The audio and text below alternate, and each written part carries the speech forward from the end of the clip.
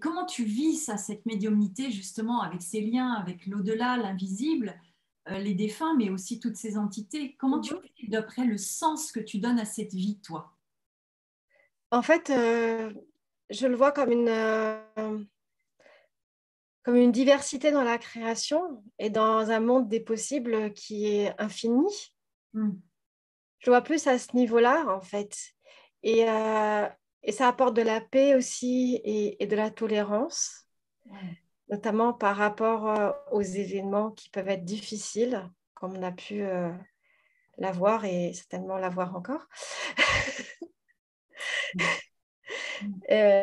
Parce que finalement, ça relativise énormément ce que nous vivons, nous, au plan individuel.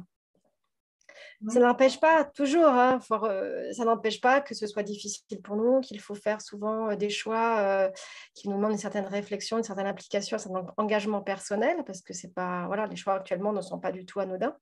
Mhm. Euh, Ça, c'est ce qui nous concerne, nous, en tant qu'individus, ce qui concerne aussi notre âme, dans le sens qu'elle est individualisée sur son chemin, son cheminement même. Mais avec cette perspective beaucoup plus large, que les choses ne sont pas limitées à ce que l'on perçoit aujourd'hui dans un contexte particulier, qui est un monde des possibles qui est véritablement infini et que ce qui est là n'est que de passage. En fait, ça nous ramène vraiment à l'impermanence des choses. J'aime bien, moi, les esprits de la nature, pour ça, ils me font beaucoup rire.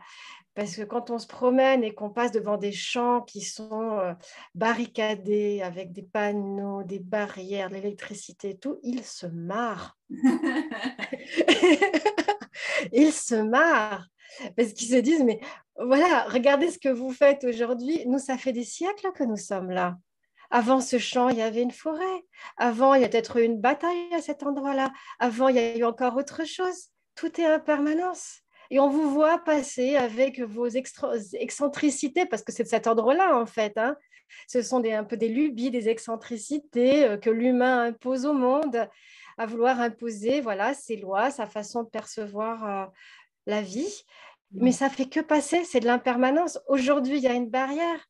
Elle va durer combien de temps, cette barrière? Ouais, c'est vrai, hein. Vrai, tu as raison, parce que comme je disais tout à l'heure, tu disais dans ton livre, l'être humain s'accroche et s'accroche vraiment à ce qu'il ne comprend pas, mais aussi, tu vois, à toutes ces petites saisies personnelles de son monde pour le cadrer, etc. Et tout ça, comme tu dis, c'est impermanent, ça va passer, tout passe tout le temps. Et Tout pour le nous temps. aussi, tout passe. Donc nos pensées passent. Oui. Nos pensées, nos émotions, notre état d'être, tout est fluctuant, c'est un mouvement permanent. Donc, qui dit qu'il y a un mouvement, ce qui est maintenant ne le sera pas peut-être quelques minutes plus tard. Et c'est aussi rassurant parce que quand on traverse des moments difficiles, quand on est dans le creux de la vague, il faut toujours se rappeler que, heureusement, il va y avoir une remontée. Oui, oui, Tout est en permanence. c'est impermanent. Et ce que nous vivons aujourd'hui, même si c'est vrai que c'est difficile, on voit bien que le monde est en train de basculer dans quelque chose de complètement inconnu, qui nous éprouve énormément, qui fait remonter des peurs, des angoisses, qui aussi exacerbe nos mécanismes de survie. Et c'est pas toujours dans le bon sens, le mécanisme de survie, parce qu'on se retrouve parfois avec des gens qui deviennent intolérants, agressifs. Enfin, ça peut devenir assez compliqué en fait au quotidien. Mais tout cela n'est qu'un passage. Oui. Et on peut aussi se rappeler de nos grands-parents qui ont eu la Seconde Guerre mondiale, et notamment lors de l'occupation, qui pouvait leur dire que ça allait durer 1 an, 2 ans, 5 ans, 10 ans, 20 ans. Ils n'en avaient aucune idée, et pourtant ils ont tenu le coup, ils ont passé, parce que c'était juste un passage. Oui. Mais c'est ça, en fait. Et souvent, quand on est projeté toujours à l'extérieur en voulant s'occuper des uns et des autres, à contrôler les uns et les autres, c'est qu'à un moment donné, on ne s'est pas rencontré soi-même. On en Oui, revient toujours à ça. oui. On Et tu commence par se rencontrer soi-même parce que tant que nous ne nous sommes pas rencontrés nous-mêmes, nous ne pouvons pas non plus aller à la rencontre des autres.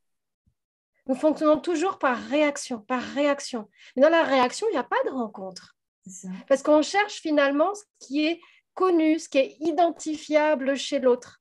Parce que Donc, on ça, ne l'appréhende pas dans ce qu'il est réellement et dans sa vastitude. oui. ça rassure en fait. Tu vois, l'être humain a souvent de l'anxiété, de la peur. Il veut pas l'avoir, hein, mais parce que il a l'anxiété de la peur et en fait, il a besoin d'être rassuré. Alors, par exemple, un système très rassurant, c'est Boris Cyrulnik qui en parle. Donc, attention de papa Cyrulnik. Hein. Boris Cyrulnik qui parle de résilience, etc., qui est très, très connu aussi, et qui dit que, tu vois, en fait, quand on écoute la vie de quelqu'un, c'est pour ça que je vais venir aussi aux questions sur le discernement. Quand tu écoutes la vie de quelqu'un, que tu suis tu vois, quand la personne dit c'est comme ça, c'est comme ça, c'est comme ça, que toi, ben, tu écoutes, tu te mets sous sous sa coupe un petit peu. Et en fait, ça diminue ton anxiété. Il le dit mieux que moi, il faudrait écouter Cyrulnik. Ça diminue ta part d'anxiété. Donc, de dire que quelqu'un sait qu'il a raison, que voilà, il va te guider, tu deviens moins anxieux parce que décider tout seul, bah, c'est ce que je disais tout à l'heure, une grande responsabilité. Parce que c'est ce que tu dis aussi. Non, en fait, c'est pas ça. C'est juste devenir adulte. Ah ouais, bah oui. Quand on se met sous la coupe de quelqu'un, c'est un enfant qui attend la voix du maître, donc la voix du parent qui va lui dire c'est comme si, c'est comme ça. C'est juste devenir adulte. On va nous détester. Non, mais il faut être réaliste à un moment donné. Je suis complètement détestée de pas oser le dire, mais je suis d'accord. Alors, c'est sûr que de redevenir un enfant, c'est très sécurisant. Mais oui, mais c'est ça, ça apaise l'anxiété réellement. C'est ce oui, que dit. C'est fou. Mais au final, on perd beaucoup dans l'affaire. On perd tout ce qu'on est. On perd, tu vois, l'expression de ce qu'on est. Toi, tu parles beaucoup de posture intérieure, ce que j'aime énormément. C'est ce positionnement par rapport à justement ce qu'on est. Tu parles de signature vibratoire de l'âme. Eh ben, zut, quoi. Soyons-nous. Enfin. Mais il est temps. Nous sommes dans une société qui infantilise les gens. C'est vrai, ça. D'ailleurs, la publicité est là pour le faire, en disant il faut acheter tel truc, il faut faire ça comme ça. Non, mais quand on regarde autour de nous, il y a des injonctions en permanence, en fait, partout, partout. Il faut faire comme ci, il faut faire comme ça, tu devrais mieux faire ci et ça. Et attention, si tu ne fais pas ça, il va t'arriver ça. Enfin, c'est invraisemblable quand même, comme si nous étions des petits-enfants. Oui. La société, elle nous prend vraiment pour des enfants et elle nous empêche de grandir et de devenir adultes. Quand est-ce qu'on va faire off et enfin être acteur de notre propre chemin? Eh bien, comme tu l'as dit, quand on acceptera de se voir soi-même, d'aller un petit peu observer, j'adore ce qu'on n'est pas. Voilà. Ça demande du courage. Oui, ça demande du courage, mais au final, nous sommes gagnants. Ah oui, bien sûr. Toujours, nous sommes gagnants. Parce que trouver sa liberté en soi, ça n'a pas de prix. Alors, tu dis, un message n'est rien d'autre qu'une information. Et tu insistes sur le fait de confronter le message. C'est pour ça que je vais partir sur le discernement, parce que, en fait, si j'insiste beaucoup là-dessus, c'est parce que je vois beaucoup de marchands de rêves, de fuite un petit peu dans le développement personnel, dans les idées, tout est amour, etc. Alors oui, tout est amour sur un certain plan, mais là, honnêtement, ça, mon petit truc, là, c'est pas vraiment de l'amour. Donc, si j'envoie ça à quelqu'un et que je lui dis ok, tu m'emmerdes, c'est pas de l'amour. Enfin, si, ça peut être avec amour, mais bon. Ça, tu insistes sur le fait de confronter ces messages à notre réalité. Alors, Loane, toi qui es médium, qui as l'habitude, tu parles dans ton livre, je ne développe pas, mais c'est pour vous qui écoutez cette vidéo, Loane a fait plein d'explications sur à la fois, je disais tout à l'heure, une cartographie des mondes invisibles, donc qui peut apparaître, comment, etc. Et comment surtout il s'accroche. Ça, c'est très important. Comment il s'accroche, c'est vrai. Tu en parles Comment il s'accroche sur le corps physique, sur les chakras.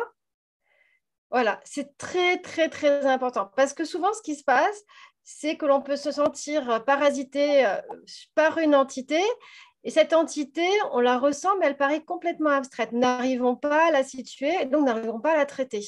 Ouais, c'est ça. Savoir où ça s'accroche, pouvoir positionner les choses de manière extrêmement précise permet de cibler concrètement le problème et donc de le traiter. C'est essentiel. Tu pourrais donner un exemple parce que les gens n'ont pas lu ton livre, ils vont l'acheter. Hein. Allez, gars, vous l'achetez parce qu'il est bien. Donc, non, mais c'est sérieux, c'est vrai en plus. Moi, j'ai appris énormément de trucs hein, et pourtant, j'en lis des bouquins parce que je suis journaliste et j'en lis beaucoup, beaucoup, beaucoup. Et là, j'ai appris plein de trucs très clairs, très précis pour dire bah, attention, allez, comme par hasard, garder son pouvoir. Comment le garder ce qui se passe, enfin, c'est juste génial, quoi. Donc, tu pourrais donner un exemple pour donner quelque chose de concret, un exemple qui te vient, parce que c'est bourré d'exemples, mais comme ils ne l'ont pas sous les yeux, là. Oui, par rapport au parasitage, tu veux dire? Ou par Oui, rapport à... Oui, oui. bah, par exemple. Euh, alors, on y va, je réfléchis. On va faire plusieurs exemples. Oui. Euh, un exemple qui est très commun et qui peut, comment dire, diriger la personne vers un mauvais pronostic. On va dire ça comme ça. Euh, Aujourd'hui, nous sommes dans un monde où, malheureusement, les rites ne seront plus du tout pratiqués pour faire passer les défunts dans l'au-delà. Et donc, les vivants vivent avec les morts. Hmm. Donc, nous vivons dans les énergies, les problématiques, les souffrances des défunts. Donc, autant dire que ça ne nous aide pas à avancer. D'accord. Ça nous scotche sur le sol. Et ces défunts qui sont coincés sur le plan terrestre pour différentes raisons, ça peut être par tout simplement une vision matérialiste des choses. Ils ne croient en rien, ils pensent que de l'autre côté, il n'y a rien. Et quand ils sortent de l'autre côté, ils sont bien embêtés parce qu'ils ne savent pas où aller. Donc, ils restent coincés. Voilà, ça c'est une première chose qui arrive très très souvent. Ensuite, il y a toutes les histoires qui n'ont pas été réglées, voilà, les histoires de famille, les histoires d'héritage, les histoires, tout ce qui a pu être réglé et que la personne continue encore à ressasser et qui n'arrive pas à lâcher. Donc ça, c'est autre chose. Après, il y a les problèmes de religion aussi. Les personnes qui ont très peur de l'enfer et quand elles ont tellement peur de l'enfer, eh ben, elles préfèrent ne plus bouger comme ça, au moins ils n'y vont pas. Voilà, y a plein de cas de figure, les cas d'accident aussi avec le choc, hein, le côté figé, traumatisme, donc figé, paf, et là il n'y a plus rien qui bouge, c'est le choc. Donc il y a plein de raisons qui font voilà, que les défunts, malheureusement, beaucoup actuellement, restent coincés sur le plan terrestre. Et ces défunts sont en demande d'aide. Hmm. Donc, dès que ces défunts voient une personne avec des capacités extrasensorielles, donc ayant la capacité de faire le pont entre le plan terrestre et le plan subtil, entre le visible et l'invisible, qu'est-ce qu'elles vont faire? Elles vont lui sauter dessus. Ouais. Ça va être, hop, enfin quelqu'un qui peut m'aider. Chouette, cric. Génial. Et comment font ces défunts pour nous montrer leur présence? Eh bien, ils nous mettent dans l'état d'être dans lequel ils sont partis. Hmm. D'accord? Donc, ça peut être une profonde tristesse, le désespoir, la terreur, la colère. Forcément, ça ne va pas être très sympa puisqu'ils sont restés coincés sur le plan terrestre. On ne va pas être dans le peace and love. Hein. Ouais. Et donc, tout d'un coup, nous nous retrouvons avec des vagues d'émotions puissantes qui nous perturbent. Par exemple, une tristesse qui déferle à l'intérieur de nous sans que rien ne puisse laisser comprendre d'où elle vient, cette tristesse. Et cette tristesse, d'ailleurs, peut durer assez longtemps puisque le défunt derrière, lui, il continue à balancer dans l'espoir qu'on fasse tilt et qu'on se dise « Ah oui, il y a un défunt, je vais l'aider à monter. » Donc, ça peut durer un certain temps, hein, cette affaire. Hein. Eh oui. Ah oui. Et donc, on se retrouve avec des gens qui sont catalogués comme dépressifs, qui sont catalogués comme... comment on appelle ça déjà j'ai oublié le mot. Avec des up and down, Maniaco-dépressif, non? Ou maniaco-dépressif, ou il y a un nom, j'ai oublié le Ah nom. oui, bipolaire. Bipolaire, voilà, merci. Hmm. Voilà, donc ils vont être catalogués comme ça, comme ayant des problèmes psychiques, alors qu'en fait, pas du tout. Ils sont simplement pris en otage, en quelque sorte, par des défunts qui leur demandent de l'aide. Hmm. Donc là, à ce moment-là, c'est très important justement de pouvoir définir ce qui nous appartient et ce qui ne nous appartient pas. Oui. Hmm. De voir que quand nous avons des émotions qui viennent nous assaillir de cette façon et qui sont complètement incohérentes, il n'y a rien dans notre quotidien, dans ce que nous sommes en train de faire qui peut les expliquer. Forcément, ça vient des défunts. À tous les coups, quasiment, on gagne, ça vient des défunts. Hmm. C'est aussi simple que ça.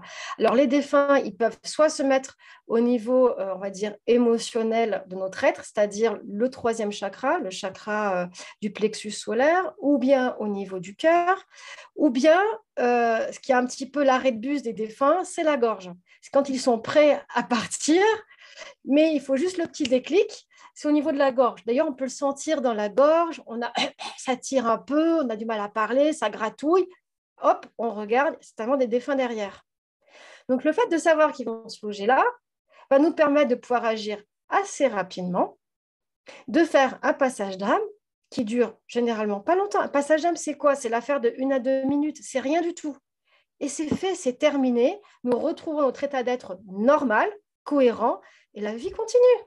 Mais tu fais comment ce passage d'âme au-delà du fait de se connaître et de dire bon bah ça m'appartient pas, ça je vois pas du tout la raison du truc là. Euh, Ouais. Tu fais comment ce passage d'âme alors? Le passage d'âme, toujours dans la simplicité. De quoi ont besoin les défunts pour passer? Ils ont besoin d'une direction. Si nous leur disons, bah, partez, bah, oui, mais pour où? Donc c'est logique, hein, ils ont besoin d'une direction. Et ensuite, Pour la direction, tu leur dis alors attends, et ensuite, ils ont besoin d'un élément de transcendance qui va leur permettre de passer du plan terrestre, qui est un peu plus dense, au plan subtil, qui est plus subtil, donc, hein, comme son nom l'indique, donc l'au-delà. Donc pour cela, c'est très simple, un point lumineux, une étoile dans la nuit. Et quand on a des facilités de visualisation, ça peut être le tunnel de lumière tel qu'il est décrit dans les expériences de mort imminente. d'accord. Donc en fait, tu Tout visualises. simplement. Exactement, par visualisation. À cela, il est possible d'ajouter une bougie. Pourquoi? Parce que la flamme, c'est un pôle d'énergie dans laquelle les défunts vont pouvoir puiser pour pouvoir monter, et parce que la flamme de bougie est perceptible aussi bien sur le plan terrestre que sur les plans subtils. Donc, D'accord. la flamme fait le pont. Je croyais que c'était une symbolisation, mais en fait, non, c'est une. Je croyais que c'était une concrétisation pour t'aider, tu sais, pour aider la personne à se mettre en état un petit peu d'auto-hypnose, pour permettre le truc, là, comme tu dis, Jacques. C'est là la lumière, en fait. Et, mais non, mais je Non, vais en fait, moi, parce que je suis sûre qu'il y en a qui se disent ah ouais, tiens, c'est marrant, on va s'accrocher, c'est rigolo. Ah, voilà. non, non, la bougie a une utilité concrète. D'accord. Je C'est savais très concret. C'est très concret, comme l'encens que l'on peut rajouter un effet purificateur que les défunts ont. Voilà, parfois, les défunts ont besoin de cet effet purificateur pour pouvoir lâcher justement leur casserole et passer de l'autre côté. Mais tu ne crois pas qu'il y a un lien entre ton état à toi, puisque sur un certain plan, on est quand même identique, et puis en se mettant dans cet état, on s'ouvre soi et on ouvre à beaucoup plus que soi. Tu ne crois pas qu'il y a un lien entre ton état à toi d'ouverture et leur passage, leur décrochage? Oui, mais alors le problème, en effet, nous sommes une antenne entre la Terre et le ciel, de base. Mhm. Le problème, c'est que si on ne fait rien de manière concrète, le passage peut durer assez longtemps et le malaise aussi. En fait, l'idée, c'est que ce soit OK pour tout le monde, aussi bien pour les défunts que pour les vivants. Nous, on ne va pas se trimballer des défunts pendant des semaines parce qu'on est une antenne entre la terre et le ciel et que les choses vont se faire naturellement. À un moment donné, il y en a un peu à la casquette. Surtout que le bouche à oreille fonctionne très bien de l'autre côté. Donc, devenir carrément pesant. Ah ouais, c'est pas quoi. Vas-y, c'est une bonne adresse, je te conseille. Hein. C'est rapide, c'est pas cher. Donc, de l'importance, en fait, de créer un contexte qui facilite le départ. D'accord. Bouger ensemble quand on a la possibilité de les avoir sur place. Parfois, on se retrouve sur un site historique, on n'a pas du tout tous ces petits Ouais. éléments avec nous. C'est pas grave. Ça n'empêche pas de faire la visualisation et de faire donc le passage. Pour faire le passage, tout se fait avec l'intention, c'est-à-dire avec une phrase. Alors moi, la phrase que je dis, par exemple, c'est que tous les défunts qui souhaitent passer le fassent maintenant. Ouais, cool. Direct. Rapide et pas cher, je t'ai dit. Il n'y a pas besoin d'artifice. C'est ça. Moi, c'est bon. Et ensuite, le médium est là pour accompagner, pour rassurer s'il y a besoin. Voilà, votre drame de votre vie que vous avez vécu est terminé, mais de l'autre côté, il y a tout un chemin de lumière qui vous attend. Allez-y en conscience, regardez vos proches, les gens que vous avez aimés qui sont aussi partis de l'autre côté sont là. Ils vous accueillent, c'est une grande fête qui vous attend. Voilà, on les rassure, on les pousse un peu quand il y en a besoin. On peut même accélérer le mouvement avec des tapis roulants, des ascenseurs, des escalators, ce que l'on veut.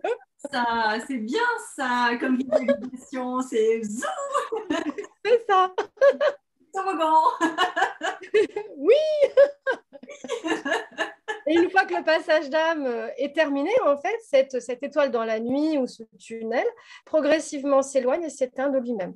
Ouais. Évidemment, pour le faire, nous appelons tous nos amis de l'invisible, hein, guides, êtres de lumière, etc.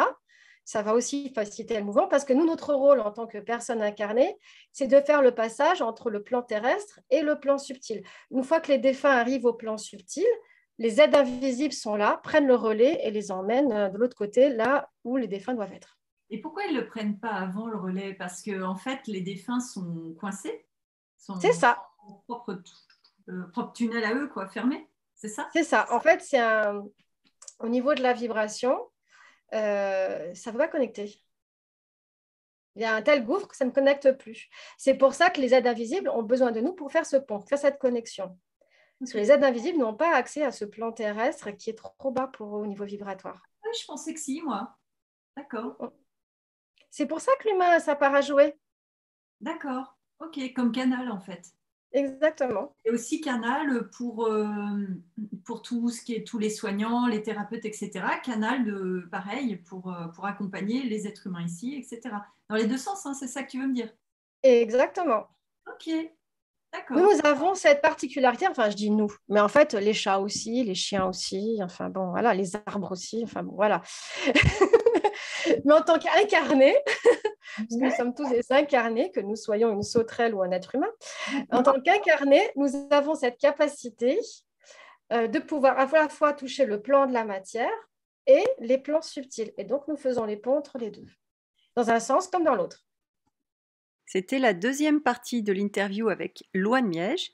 Je vous retrouve pour la suite très très vite et un petit pouce vers le haut, ça fait toujours plaisir.